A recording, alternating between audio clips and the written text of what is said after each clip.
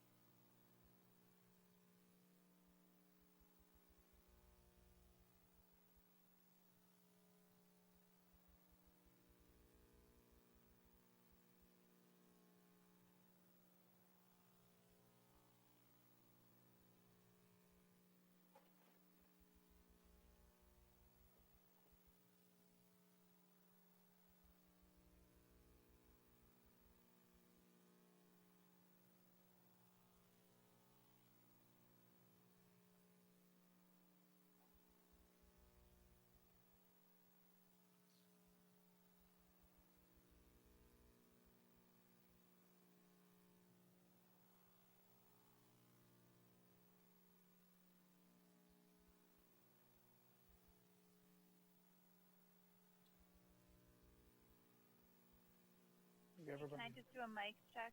Do you hear me? I hear you, Sarah. Okay, thanks. I'm having some trouble. Okay. I don't see Heidi.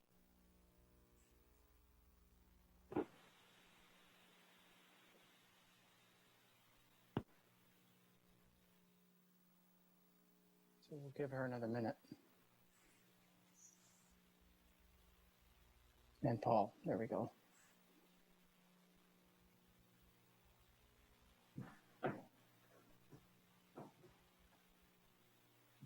There we go.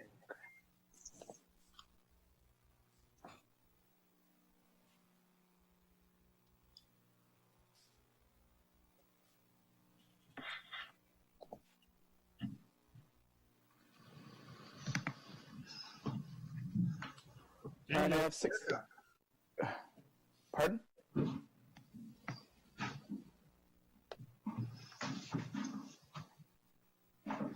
right, it's 6:31. I will call the Village of Cottage Grove Board meeting to order of trustees.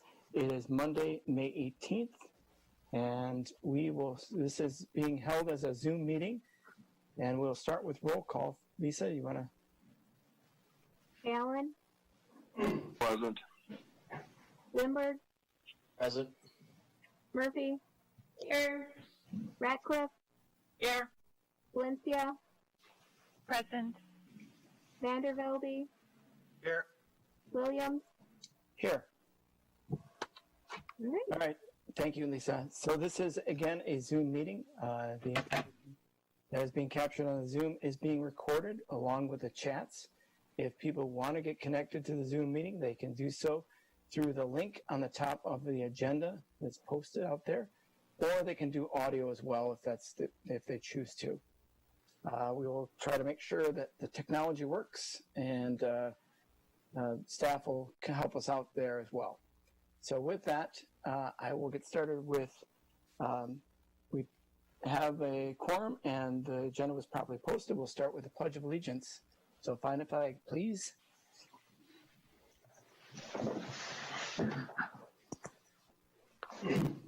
I pledge allegiance to the flag of the United States of America, The United States of America, and to the republic for which it stands, one nation, under God, indivisible, with liberty and justice for all. Item 4 is public appearances, public's opportunity to speak on any agenda item that we have. So we'll pause for a moment to allow any of the public to jump in. Please note your mic is probably muted, so you'll have to unmute that in order to speak. And if you're having issues, then please go to the chat and we'll try to get it sorted out.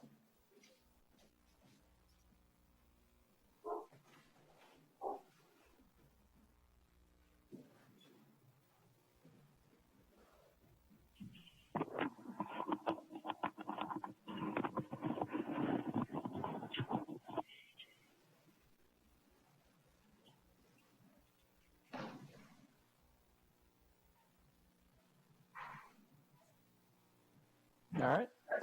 Moving then on to item 5 is discuss and consider the meeting minutes from our board meeting from May the 4th. Any edits, corrections, or is there a motion? I'll make a motion to approve. We got a first from Troy. Is there a second? Second. Second from Heidi. Any discussion? Having heard none, all those in favor? Aye. Aye. Aye. Aye. Anybody opposed? Anybody abstain? Motion carries. All right, then we'll move on to item 6 is unfinished business. The first of those is discuss and consider ordinance 01A-2020 regarding ordinance amending chapter 130-1 commercial building code. So John, I can jump in here. I was going to say, Lisa, you have a memo in the packet. Yep. So we looked at this ordinance prior. It was for the commercial building. However, we had an extra line in there if we were going to accept any areas where we wouldn't need a permit, which we require a permit for everything. So that little line needed to be edited out, and it wasn't. So we need to do that. It was caught by a general code, so it hasn't been codified. So this will just clarify it, make it all good, and then it will be put into our code correctly. Okay, any questions from the board?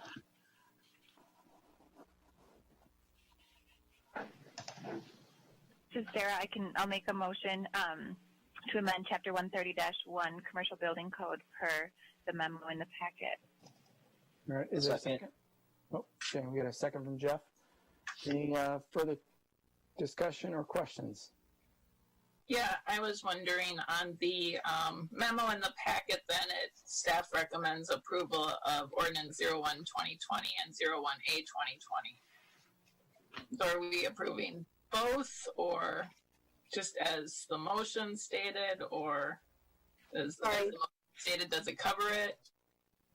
So my memo, I just pulled the memo from the first time. I should have struck out the first line. So it's just approving the 01A-2020, Okay. which will Can you replace make sure- basically 01-2020. Okay. And you'll just make sure that's what the motion says, Lisa? Correct. Well, that's what you meant, right, Sarah? That's exactly what I meant. Okay. Great. Thank you for that clarification. And thanks, Melissa. And that's what it states on discuss and consider as well in the agenda.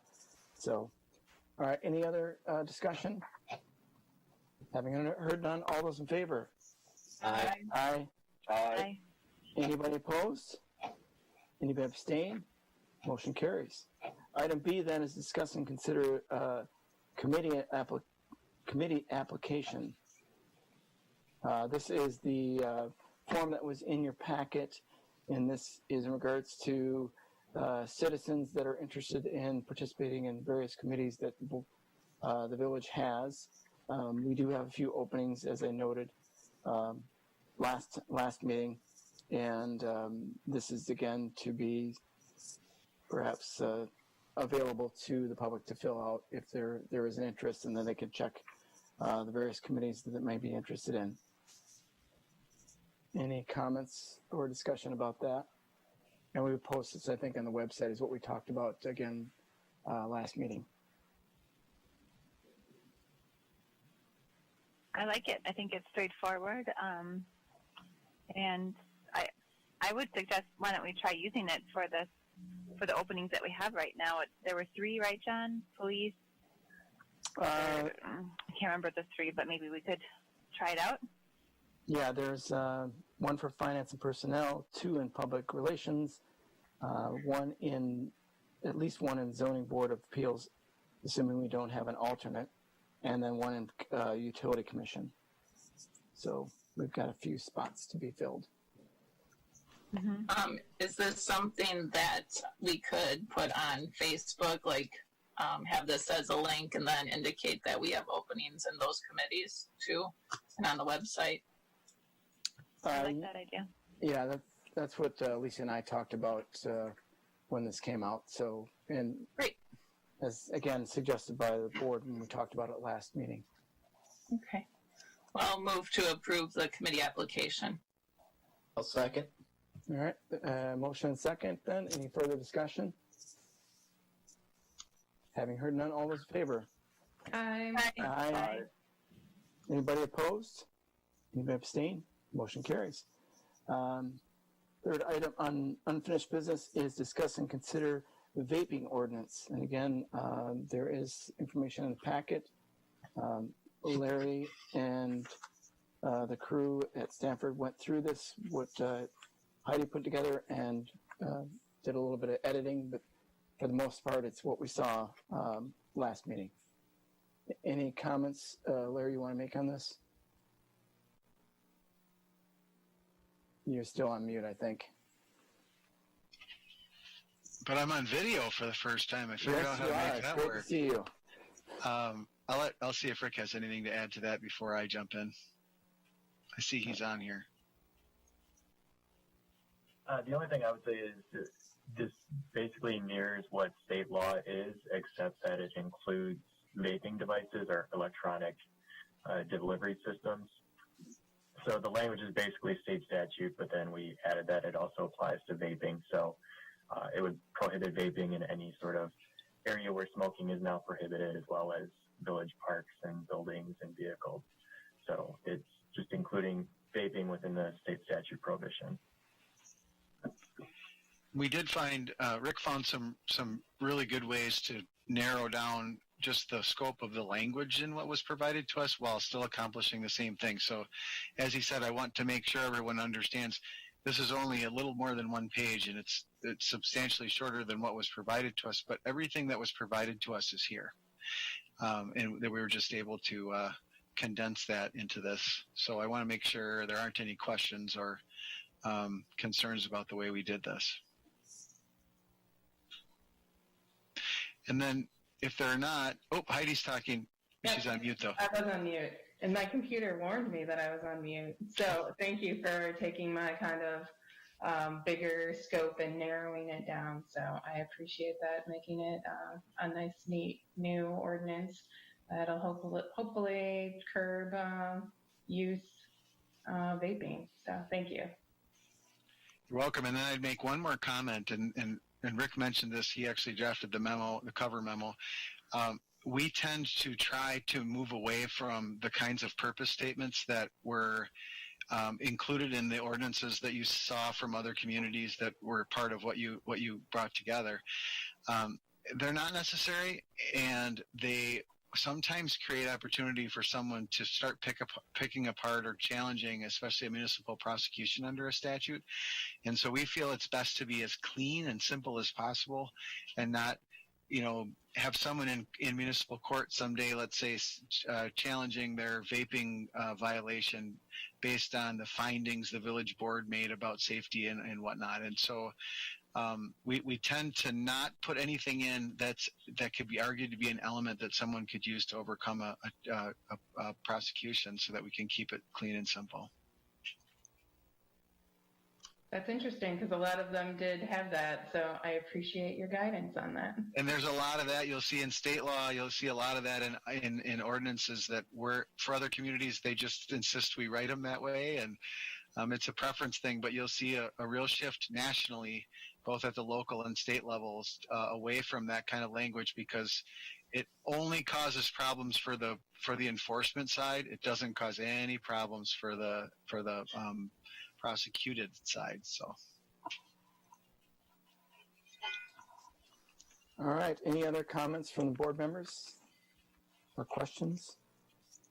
I think this is a nice step forward for us as a community to be more progressive on this particular issue that is particularly plaguing, seems to be plaguing our youth at this point.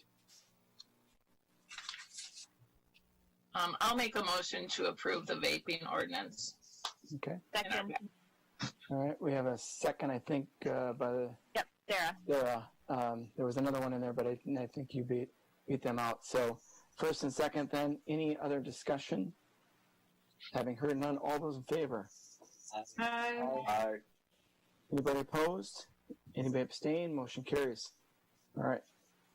Then we move on to item 7 is new business. discuss and consider a schedule of successor of agent for the Wisconsin CVS Pharmacy LLC. And there is at least a form in there for the schedule of successor agent. Lisa, I don't know if you want to touch on this. Sure. So this doesn't happen very often in the village, but I think maybe part of this board has at least seen a successful agent appointment. So basically, it's just appointing a new agent for CVS Pharmacy, and that'll change on their license. We'll get them a new license with their new agent, so they're compliant if they had a compliant check by the state. So it's pretty much just a straightforward form that needs to come to the board for approval. We did do a background check on this agent, as they're listed on their renewal as well, and the background check came back fine. Any questions for Lisa?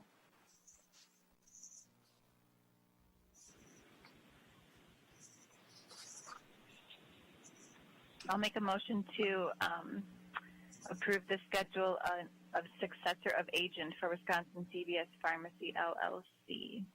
I'll second. All right, we have a first from Sarah, second from Heidi. Any other further discussion on this? Otherwise, all those in favor? Aye. Aye. Aye. Anybody opposed?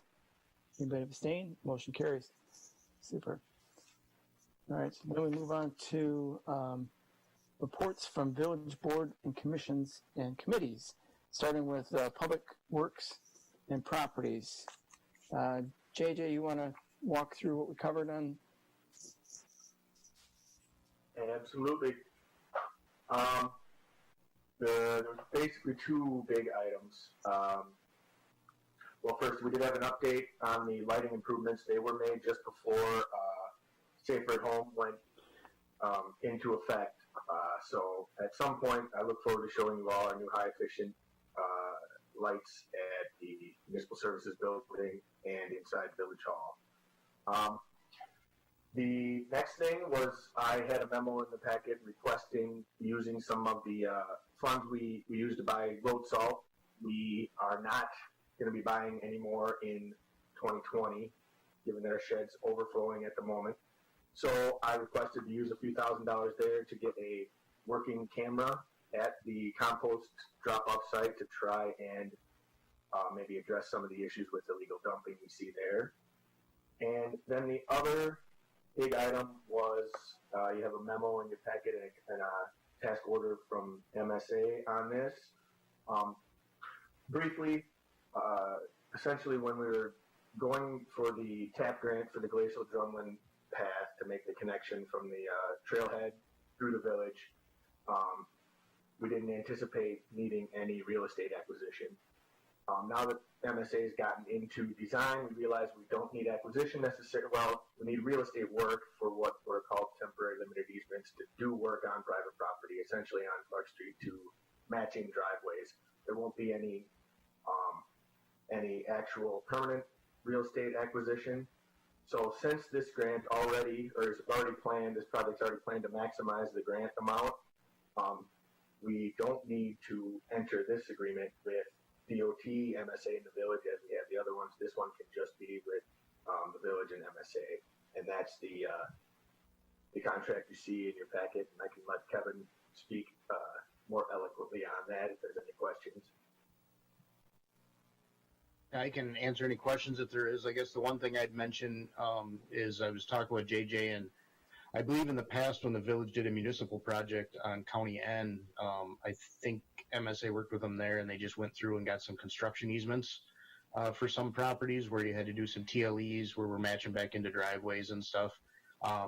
In general, we could do the same thing here if this was not a grant-funded project, but because of it being the DOT grant-funded project, we have to follow the DOT rules, which basically you end up having to follow their process, which spends some more dollars to get their grant amounts and everything. So kind of in short, if this was strictly a village project, I think with the TLE stuff, we would just do it, I'm assuming, the similar way to what you guys did, I believe, on County N, where we just did some temporary construction easements through there as well.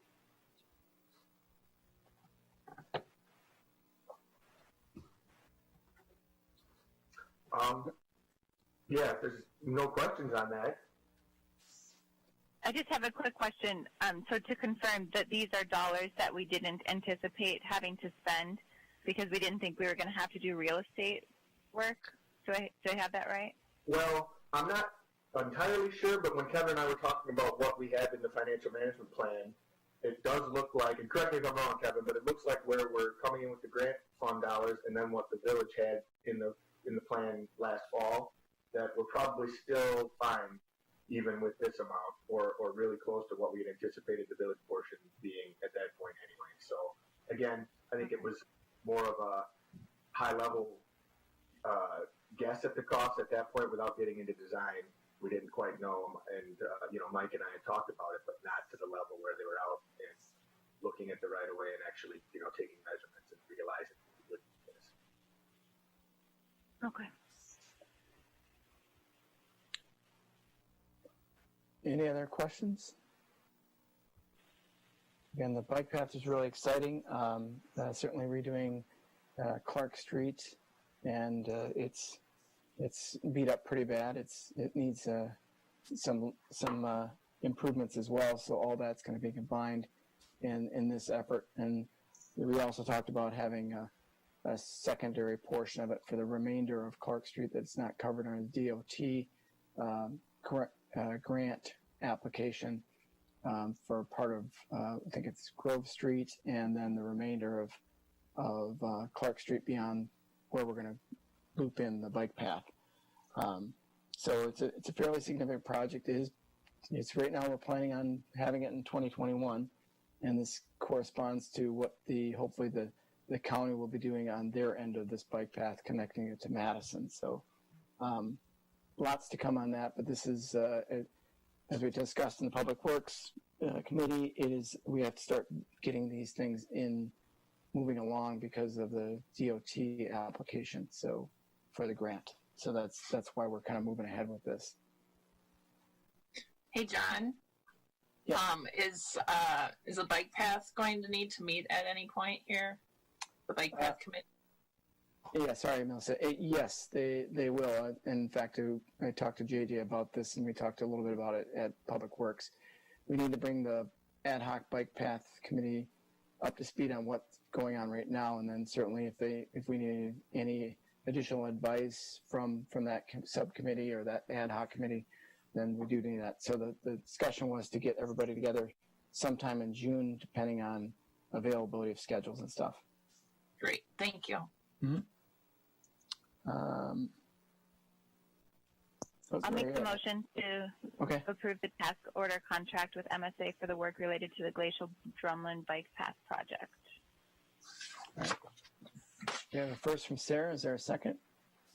I'll second. Second from Melissa. All right. Any further discussion? Having heard none, all those in favor? Aye. Aye. Aye. Anybody opposed? Any abstain? Motion carries. All right. Then we move on to Utility Commission.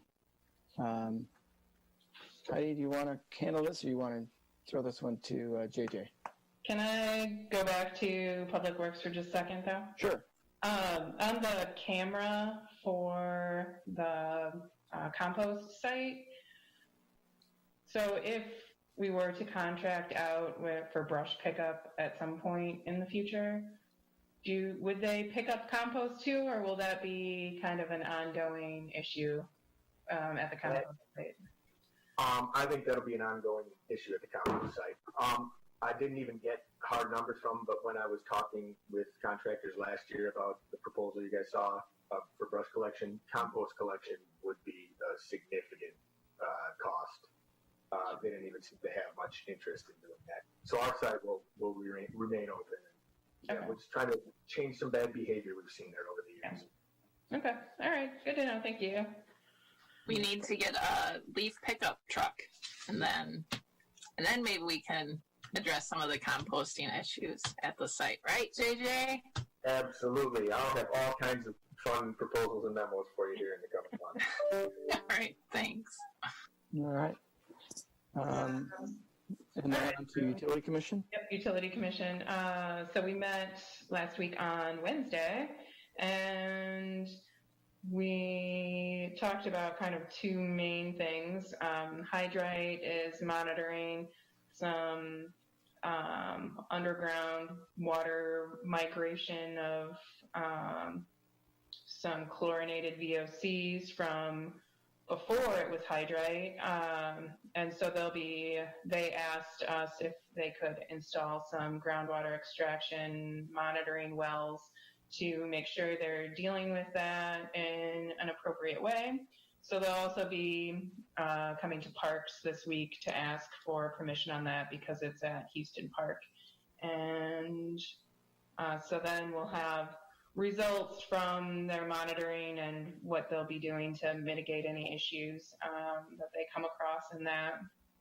And the DNR oversees that. They're following all applicable rules according to that. Then we also talked about the water and sewer impact fees and extending water and sewer on Vilas Road. So the commission approved that. It's for the village to pay a portion of that, and if there was the current landowner, is that the contract? JJ, if you want to jump in and explain the details on that. Yep, you've got it. The commission's been considering it for, I think, well over a year now, and consulting with Baker Tilly and everything. Essentially, yep, it's using impact fee funds for the extension of water and sewer a little bit down Vilas Road, and the village is still working out an agreement with the current landowner to pay their portion of it, and then their hope is with that they'll be able to get the land developed.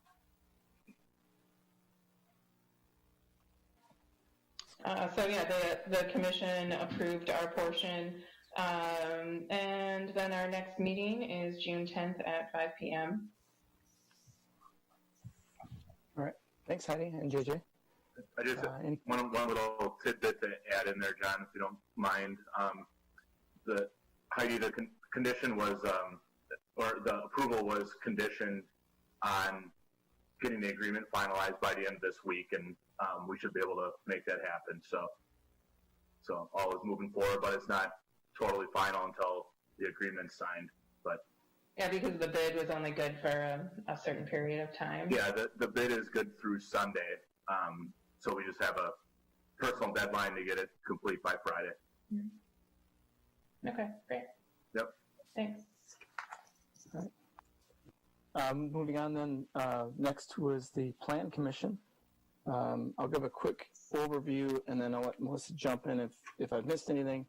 And then we actually have a couple of action items here, and as well as I think we have a couple of the folks that have those discuss and consider items. So the Plan Commission was all about hotels, believe it or not.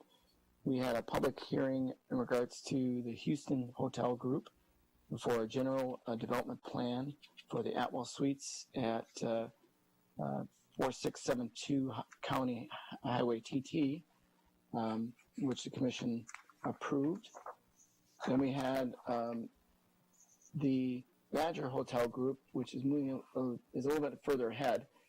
They actually had discussed and consider a precise implementation plan, so they're near the finish line, at least for all the meetings they have to attend to, for their Comfort Inn Suites located on parcel 0711-041-2120-1 on Landmark Drive in the Commerce Park.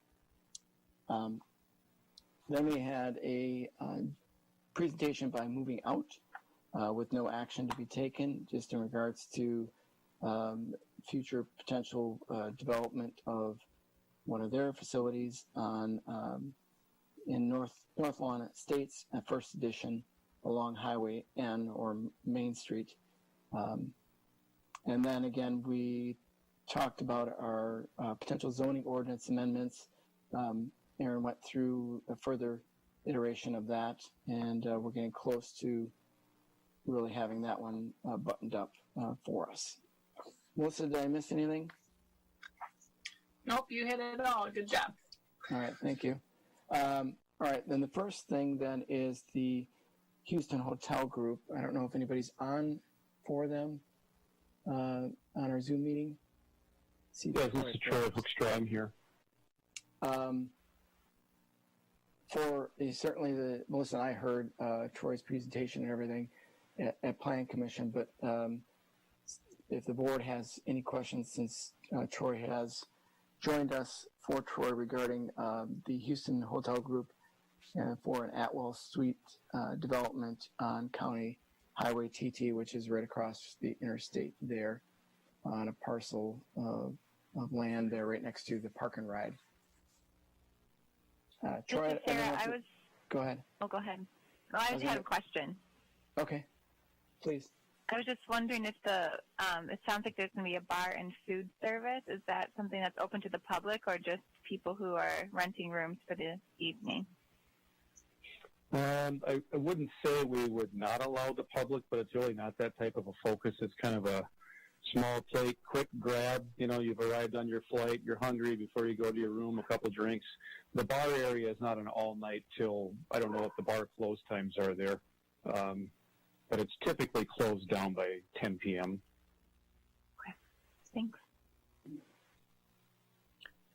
Troy, do you want to just give just a general overview of, I know you've presented to the board before, but because you're further along than where you were. Yeah, at this point, we've submitted our initial drawings to IHG, and those have been approved. One change to our initial application was this was to be a 96-room hotel. We're doing underground parking, have been able to move our mechanical down there, which is getting us some space to go to 97 rooms, so a change of one room. We presented all of our specifications to the village.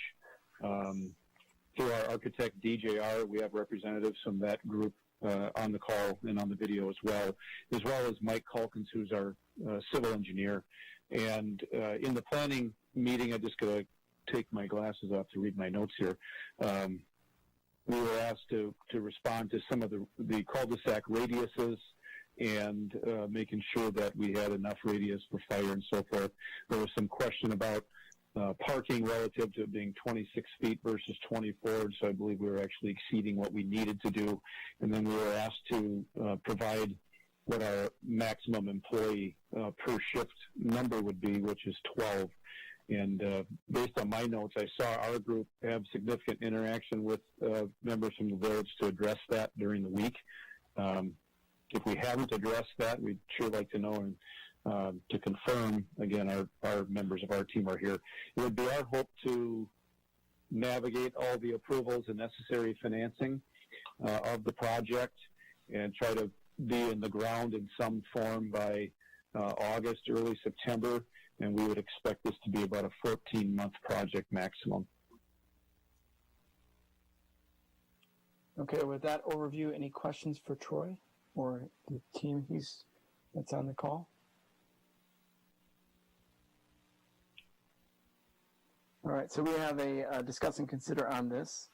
You want to make a motion or have any other questions? I'll make a motion that we approve the request from Houston Hotel Group for approval of a general development plan for an Atwell Suites Hotel at 4672 County Highway TT. I'll second. All right. All right, we got 3 seconds. There you go. Only one first, though, Jeff. I think Sarah, I thought I heard you out of the 3 there, so that was, I think. But I'll let And Lisa, the winner, yes. let Lisa do the tiebreaker on that one. Any other discussion on this? Having heard none, then all those in favor? Aye. Aye. Anybody opposed? Anybody abstain? Motion carries. The second one is, again, a bit further along with their precise implementation plan for the Comfort Inn Suites, the Badger Hotel Group. And I know Todd Rizzo is on. Todd, I don't know if you want to say anything. Again, you've been in front of this board already regarding this proposed hotel. But if you, certainly since you joined us, if you have anything to weigh in on, please feel free. You might be on mute. Yeah, I think our application that we sent in was very complete, but just a few points I'll make. Everything that we submitted with the GDP has pretty much stayed the same. I think the only thing you'll notice different in the application is that some of the material placement on the building has shifted a little bit and the color palette has changed. And that was driven by Choice Hotels. As we talked about, this is going to be their first rollout of the new Comfort Suites brand. So there's a little bit of an evolution in terms of their design. So the first round that we had some different colors on there. We actually like the color palette that we have now better. So in our application, we've also added a complete landscape package. We've exceeded the standards for the village for that. There's signage information, and we'll be approving materials with staff since we can't be in front of you tonight with our material board. So we've given a PDF that has representation of those materials and colors, but we'll do final approvals with staff. And we're in the last few stages of stormwater review by MSA and staff. And our plan right now is we should be in the ground in June, subject to approvals and permits from DNR and the village. So, all right. Any questions for Todd? This is Sarah. I have a question. I see the map of the landowners within 400 must be feet. But what's the plan for communication with those landowners? That was a requirement before we started the GDP process. So we held a neighborhood meeting. I can't tell you the exact date, but it was, it might have been a week prior to the first Plan Commission meeting for the GDP. So we had a handful of people that came out and asked questions, but there wasn't anything major that came up. There was a little concern of maybe what type of, there was an issue that crime was a topic that hotels could bring to an area.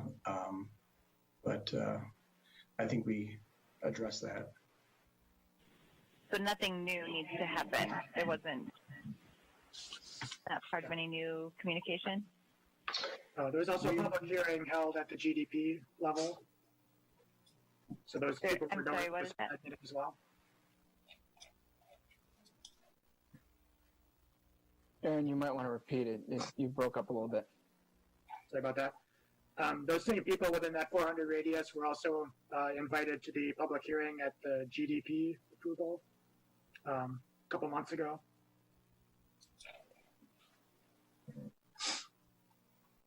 And just as a side note, the Architectural Review Committee, which is the next item here, also looked at this last Friday. A lot of the feedback that committee had was incorporated into the building, and the only, I think, outstanding item is really the signage, and they're just waiting for, the Badgers is just waiting for feedback from Choice Hotels on some things, and then that'll come back for approval for the signage. But other than that, our committee approved from their perspective, and we're pleased with the changes in materials and stuff. Melissa, anything to add there? No, I was going to mention about that as well. So yeah, beat me to it. So, but so when we make a motion, if we make a motion tonight, do we need to worry about the signs, or is that strictly something that the Architectural Review Committee handles? We just go back to the ARC. The sign permit is kind of a separate approval process anyway, just done at a staff level. Just in this case, the ARC wanted to see it again. Basically, the PIP is being approved. It's just that element that would come back separately. The main issue, Melissa, was the proposed size of the sign on Landmark Drive. They felt it was a little larger than they would like. We had included what the standard Choice requirement is. So we told them that we were going to go back to Choice and ask if they would allow a smaller sign on Landmark, just given it is a little more of a secondary road than a primary road. Right. We do have other signage on the building and another one on Highway N, so I don't think that'll be a concern on their part. But we will bring that back for their review. All right, any other questions or comments? I'd like to say this is the 4th consecutive workday that Todd is appearing at one of our meetings, so I think that might be a record. I think that is a record. I got Zoom fatigue, I can tell you that. Not just from these 4 meetings, but the last 30. All right. Well, this is Sarah. I'll make a motion if we're ready for it. Or does somebody else want to do it? Nope. You go ahead. Okay. I will make the motion to approve. I'm just looking for the word as written. To approve the Badger Hotel Group for approval of a precise implementation plan for the Comfort Suites Hotel, located on parcel number 0711-041-2120-1 on Landmark Drive in the Commerce Park. Is there a second? Oh, second from Troy. All right, any other further discussion? Having heard none then, all those in favor? Aye. Aye. Anybody oppose? Anybody abstain? Motion carries. Thank you very much. We appreciate it. Thanks, Todd, for your record now. Aaron's going to record that for you. All right. We'll see you guys soon. Yeah. Can I ask a follow-up question to something else that you mentioned on the plan committee? Yes. So you mentioned that Moving Out was there to do a presentation. I did read the article in the paper about that, but I wasn't quite clear what the next steps are for them. It doesn't sound like they got a real warm or exciting reception from the plan committee. So I'm just curious if you could give me a little more info on that. I don't think it wasn't necessarily not warm. It was more informational. They were providing just initial feedback on the parcels right next to the BP, a slightly modified plan from what they had provided to the board. I think it was last year already, on a different parcel on Highway BB over in Coyle, and they sought some feedback on general architectural, just the look and feel of the building. The zoning has to change in order for them to place that there. So they'll have to come up with a general development plan, because it's in a similar fashion. It's a large commercial building. That's the approach you have. Aaron, I don't know if you have any other comments beyond that. Yeah. Prior to all that, there would also have to be a change to the comprehensive plan, because that parcel is shown as strictly planned business right now. So there would be a public hearing associated with that, and then for the plan unit development, neighborhood meeting and public hearing for that as well. So. And Sarah, just to clarify, and I'm just guessing on the article that you read, I believe that article was based on the April meeting. It was just done a little, I think it was a bit of a delayed article. Okay. So that was, at that meeting, Moving Out actually wasn't, I believe they were not there personally. That was just Aaron discussing the project and discussing a possible comp plan amendment. And that did not receive great feedback. However, when they came back for the Plan Commission meeting this month, so I suppose you'll probably see another article in the paper, but the reception was better with them there in person actually presenting. Okay, thanks. And so the next step for them is they continue to go to the plan. Sounds like there's a lot of work ahead and before any of that even comes to the board. The next step would be finalizing the text and map amendment, so the plan commission can kind of sign off on a draft of that, and then they would schedule a public hearing, presumably at the next meeting, so it'd be July. At that point, the comp plan could be changed, and then they could go forth on the two-step plan unit development approval process. Okay. And Aaron, that gets approved by the board, then, so that would be the second meeting in July, if I have that timeline correct. The comp plan. Moving Out wanted some feedback on if they, like how we felt about their previous design being just moved over to this new area, and if we wanted commercial in there or not as well. So it was just to give us an idea of what they were looking at and what we thought of it.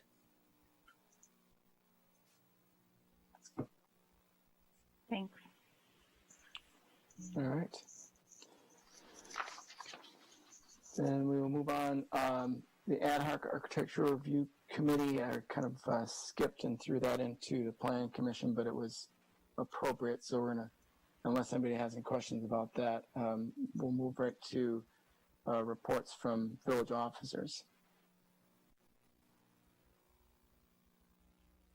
All right, so in the first item under 9 is discuss and consider for Paul to be on the Joint Fire Committee, NADVIG Landfill Monitoring Review Committee, Ordinance Review Committee, and one that's not on there, but Melissa would step away from the Ad hoc ARC Review Committee and propose that Paul steps in her shoes on that committee as well.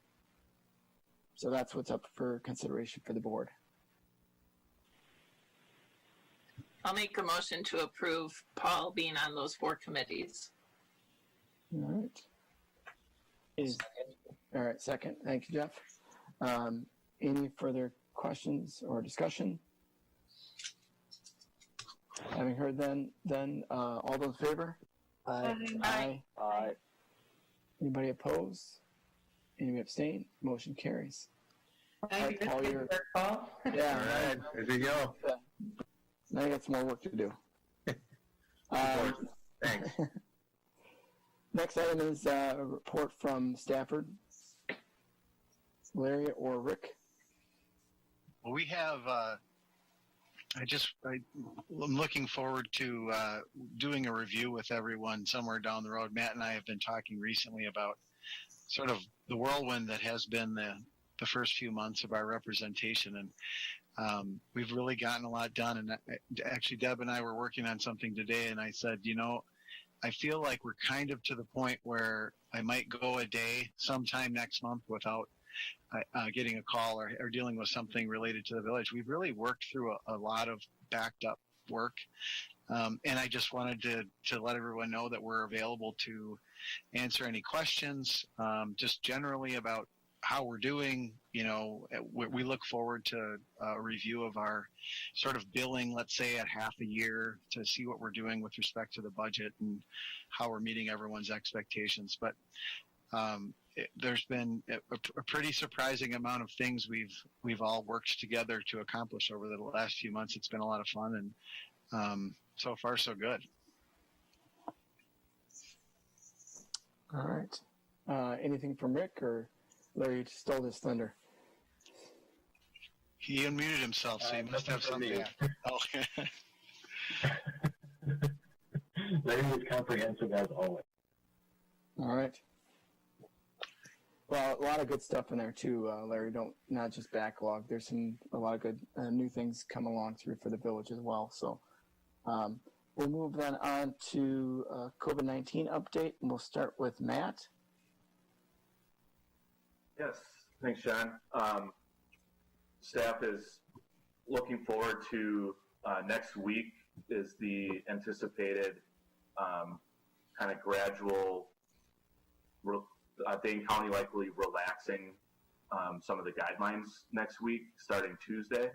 So we're thinking through how that may look for us, and just want to touch base on what some of this might mean, and we'll likely look to reopen Village Hall and the Municipal Services Building, at least from an in-person customer service standpoint, but with plexiglass barriers at the counters.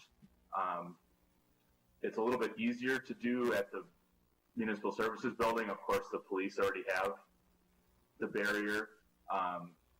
Public Works and Parks and Rec has a relatively small opening that they'll be enclosing. The Village Hall counter is rather challenging. If we're not able to make something work there in the short term, we may just utilize the vestibule that we already kind of reconfigured during the election process. So that should go well. And then as far as staff, we have, the PD has face coverings, some extra face coverings that staff could use if they want to. The only time that we would likely require it is if we anticipate that there's potential to be less than 6 feet apart. But for the most part, 90+% of the time, that's not the case, and we're able to keep staff more than 6 feet apart. Let's see what else. We would still encourage staff that can work from home to work from home the majority of the time. And we would be increasing cleaning efforts. And then as far as meetings are concerned, Village Hall, if you can remember back to the last time that we had a Village Board meeting, the capacity of Village Hall meeting space with social distancing is about 15 people. So for our larger meetings, Village Board and Plan Commission, I think we're gonna, for the foreseeable future, probably continue with virtual meetings because we otherwise couldn't accommodate for social distancing requirements. So if a bunch of public, for instance, showed up, or if we have a lot of applicants on a packed agenda, it would be difficult to accommodate for that. So this is probably how we'll, until things are loosened up a little bit more guidelines-wise, for the bigger meetings like Village Board and Plan Commission, we'll be sticking on Zoom. With that, I think some of the smaller committees, it depends on the comfort level from the individual members on those committees, but theoretically, those smaller committees could meet in person at Village Hall with social distancing if that's something that they are interested in doing. So we can kind of take that on a case-by-case basis. But John, we kind of touched base on some of this. Is that a pretty good summary? Does anyone have any questions?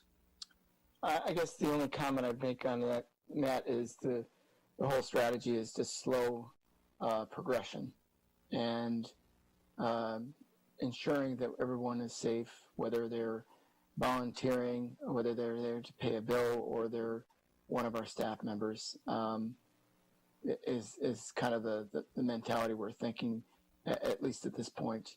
And then we'll see how things progress over the next month or so, or months perhaps, as far as that goes. We want to continue to everybody stay safe, both staff and as well as our citizens, as well as this board too.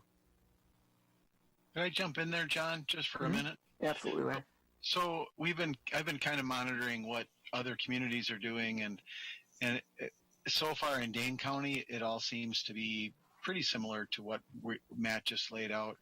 I was in at my first in-person board meeting in a village in Waukesha last Thursday, and it was in person. They had the chairs spaced out 6 feet, similar to what we had the last board meeting, and really no one was, people walking in through the chairs, everybody ended up closer than they should have been. I give the village credit for thinking about how to manage this with staff, because basically they had no discussion at all, and the board just said, we want the doors open next Monday. This was last Thursday, and so everybody's just coming back to work and everything goes back to normal. And of course, there's a different political push in that region of the state to kind of keep up with different perspective. But but I don't think that if you're thinking about having some of these meetings in person with some public attendance, I think you should be ready for that not working, because there was clearly people in the meeting I was in that were uncomfortable with the closeness that other people came to them, and there's really nothing they could do about it. And so it's not really an individual decision at that point. So one thing to consider is to do, we've got a great AV system. If you want to have in-person meetings, but have the public attend virtually or via phone conference, those are some options too. But just be prepared that it isn't really often going to work to try to keep people actually spaced apart, because people just aren't going to follow that. And just to piggyback on that, Larry, some of these smaller, when I say smaller committees, just kind of the standing committees or ad hoc committees, I'm sure there's always a possibility for a hot button topic, but generally speaking, and we certainly encourage the public to attend, but we rarely get more than one or two people to attend those. So it's generally 5 committee members and a staff person or 2. So that's all I have, John. All right. We'll move on to Chief Labor. Yeah, we haven't seen that tick of crime or calls for service.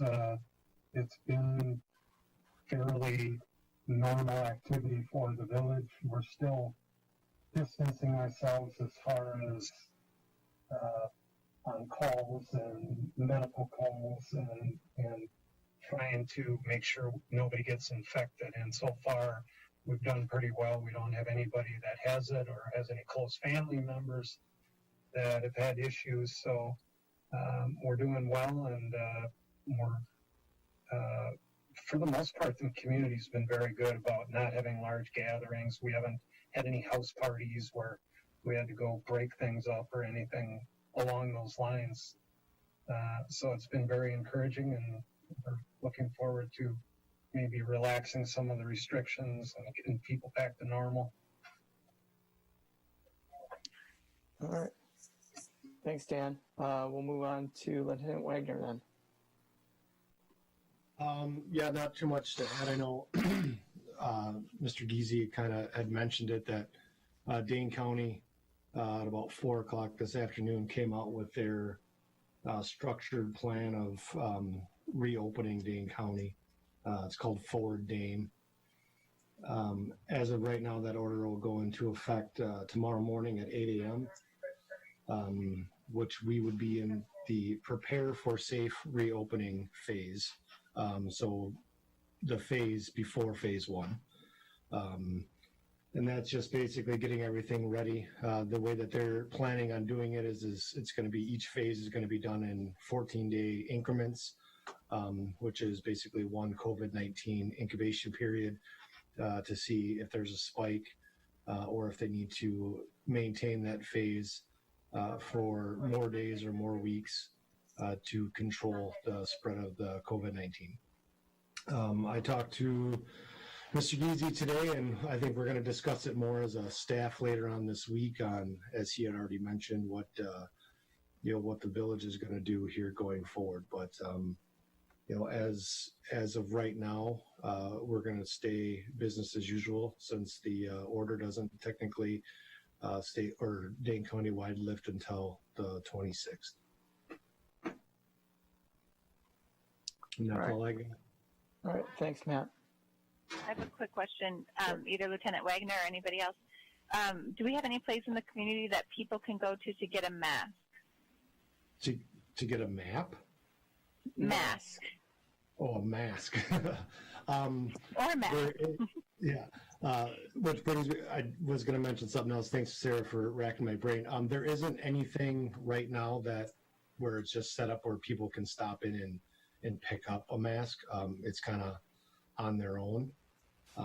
But I mean, we have many community members and citizens that have reached out to ourselves and EMS and everyone else that needs a mask that we could probably get them in touch with if someone does need something.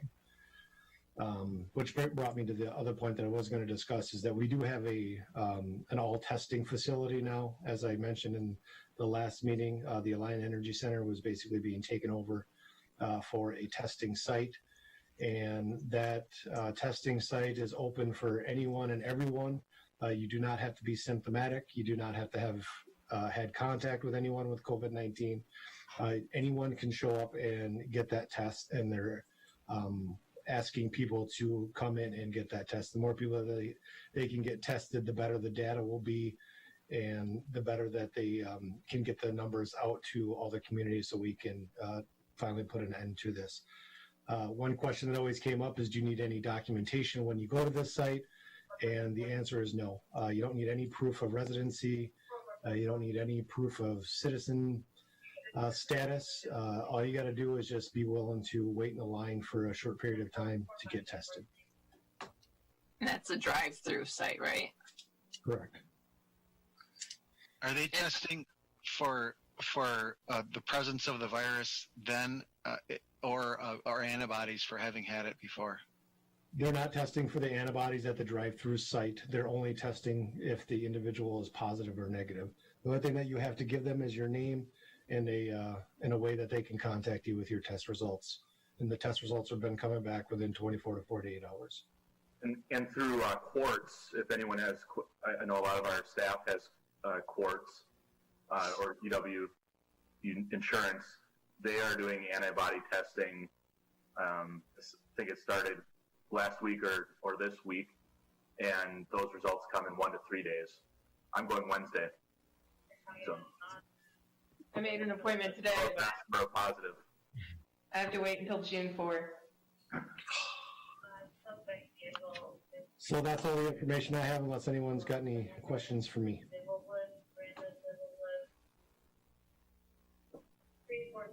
All right, thanks, Matt. We'll move on then to JJ.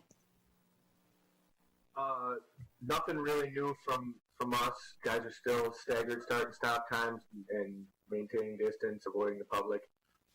Did just talk with Marty, our foreman, a little bit today. Typically, we modify their schedule in the summer and have what we call the summer hours. Probably not going to offer that this year, just to maintain the most flexibility with the guys should somebody get sick. So we're going to maintain the status quo with the hours we've been doing right now. But nothing else new on our end. All right, any questions for JJ? All right, then we'll move on to Sean, Palm Tree Sean. Yep, perpetually on the beach. Did receive some good news today. If everyone hasn't had a chance to look at the forward dating plan, I encourage you to do so, because there's a lot of really good information there. But as of tomorrow at 8 a.m., we can open up our tennis courts. Based on the plan, it can only be every other court. So in our instance, we only have 2, so one of them will have a net up. But it is a move in the correct direction. Playgrounds are still closed until we get to a different level, but we feel like we are moving in a positive direction. We will be looking at on Thursday at our Parks and Rec committee meeting. We'll be looking at how we are going to look at programming for the rest of the summer and what we want to offer and what we want to maybe pull back on based on this new order. So I too am getting my antibody test, and mine is tomorrow. So we'll find out if I had it and eat this stuff. That's all I got. All right, any questions for Sean? Oh, I'm sorry. One more quick thing, because I always have one more quick thing. Just ask JJ. Work at Bakken Park Shelter and Splash Pad is moving along really good. It's ahead of schedule, and I'm being told that they, being our general contractor, is hoping to be out of there by the end of August. So, provided we don't get any really bad stretches of weather, things are moving along really well. No, I'm done. All right. Thanks, Sean. All right, then we'll move on to communication and miscellaneous business. And the first there is to consider approval of vouchers. Any questions on the voucher list? The only thing I had, JJ, real quick, there was an item on there, crack filling service. I'm assuming that's yet to come, and it'll be stretched out over a period of time where they're working on filling in, various cracks in their streets. Actually, they're done. We just did basically 2 areas this year. I had them take a look at a few other spots that we had thought. Essentially, we worked with these guys for years. Their recommendation on one area was it didn't pay to mobilize over there. There were just not enough cracks. And then the other area that Marty and I were thinking about was beyond crack filling. So that's another one of those that just kind of goes into the wait until they're lined up for repave. So they essentially did a bunch out in the Commerce Park and then the area where we're going to finish chip sealing, hopefully here in the next couple weeks. Okay. Any other questions on the bills? I'll make a motion to approve them. I'll second Troy's. You guys are so nice. So we got a first from Troy, second from Melissa. That's the first, for tonight at least. Any further discussion? All right, having heard none, all those in favor? Aye. Aye. Anybody opposed? Aye. Oh, you're opposing, or Sorry, I was a late unmuter. Sorry about that. Okay, I gotta slow down. Sorry, Sarah. Anybody opposed? Anybody abstain? Motion carries. Correspondence, I think the board did receive a couple emails in regards to, I think, the presentation that occurred at Plan Commission from moving out. One of them did not provide a name or if they were in the village, so it's not really clear there. The other one provided reference to an article from in a property in Madison, if you guys had a chance to look at it, and that property is not owned by moving out, just it's a troubled spot in Madison. So those two are in the information at least, and Lisa has those as well. So, and the management company is also different than what moving out uses as well for that property. There were 2 individuals that were interested in committees. Since we approved that sheet, could we email that to them so we know what committees they're interested in? Or maybe you already talked to them, John? I don't know. So one person I did email the list to, and then there were 2 that were just they were interested only in the housing committee or task force. I'm sorry. Okay. And I've listed them, so we'll reach out to them once we get that moving forward. Probably in the next. Matt and I just talked about this. I think again today, where we're going to come up with some recommendations for the board then to start moving forward with that, as well as Paul has expressed interest, so has Sarah, so we'll have 2 trustees on there too as well. So more to come on that.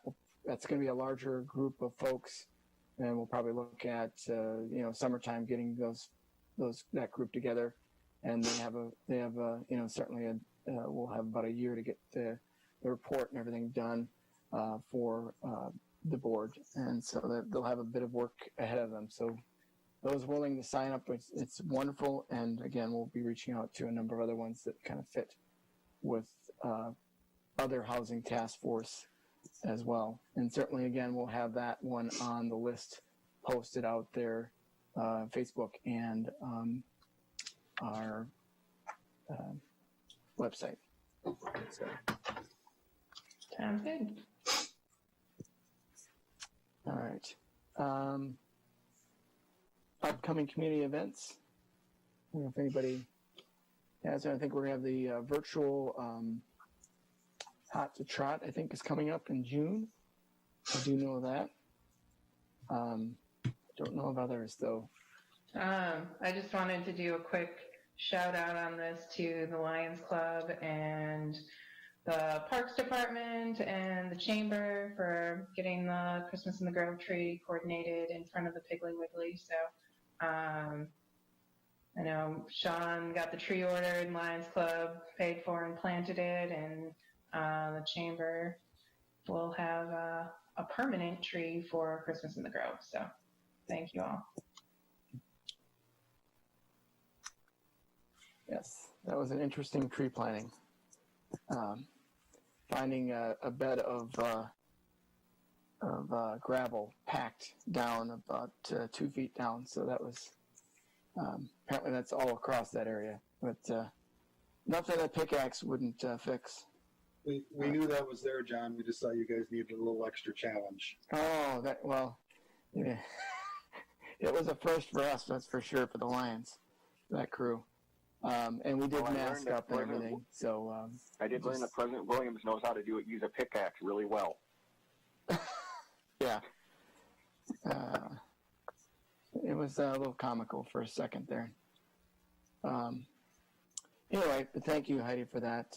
Again, it's going to be, I think, it's only about 6 feet tall, but in a few years, we'll be amazed at how big that thing is. And somebody will be cursing it that's that big, and they got to put lights and decorations that high. So we're looking forward to that day. Then future agenda items, we will certainly have some more things coming through from Plan. I don't know if, Matt, you have others that you're aware of, or Aaron? I was shaking my head no, but then I thought of something. The emergency management plan will be ready, and I was suggesting discussing that at least on the next 2 meetings. And then also the board prioritization process that we go through each spring, summer. We can kick that off in June as well. Thank you, Matt. Yep. All right, then we will. We're going to hold this meeting open, correct, Lisa or Matt, while we go into close? Correct. Yes, I just sent a closed session invite to everyone that should be on the closed session, set to start whenever we're ready. Okay, and then we'll rejoin this one after that if there's any actions or whatever, and then certainly adjournment. So I will start with a motion here because it's always a long one. Make a motion that the Village of Cottage Grove Board may choose to enter in a closed session related to the request pursuant to Wisconsin State Statute 19.85, parentheses 1, parentheses E, deliberating or negotiating the purchasing of public properties, the investing of public funds, or conducting other specific public business wherever competitive or bargaining reasons require closed session, and, parentheses G, conferring with legal counsel for the governmental body who is rendering an oral or written advice concerning the strategy to be adopted by the body with respect to litigation in which it is or is likely to become involved in. Is there a second? Second. All right, we have second from Troy then, and then we'll do a roll call vote from Lisa. Ratcliffe? Aye. Allen? Aye. Williams? Aye. Valencia? Aye. Lindbergh? Aye. Murphy? Aye. Vandervelde? Aye.